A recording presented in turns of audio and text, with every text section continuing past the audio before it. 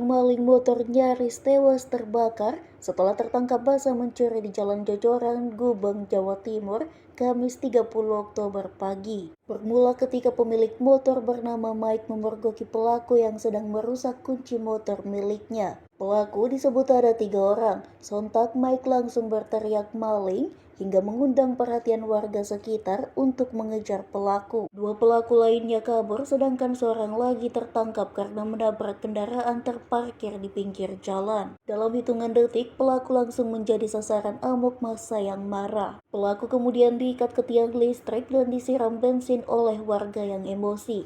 Namun niatnya disebut hanya menakut-nakuti. Salah satu petugas berusaha membuka ikatan pelaku menggunakan korek gas yang justru memicu percikan api dan menyebar membakar tubuh pelaku. Dalam video amatir yang beredar, menunjukkan detik-detik tubuh pelaku terbakar dari kaki hingga kepala, membuat warga semakin histeris. Pelaku akhirnya berhasil diselamatkan dengan kondisi luka bakar serius di bagian kaki, punggung, dan dada. Dari Treskrim Polsek Gubeng, Ibda Dwi Susanto membenarkan kejadian tersebut dan pelaku mengalami luka bakar hingga 40%. Kini pelaku telah dibawa ke RS Bayangkara Polda Jatim untuk perawatan intensif, sementara 2 rekan lainnya masih dalam pengejaran polisi.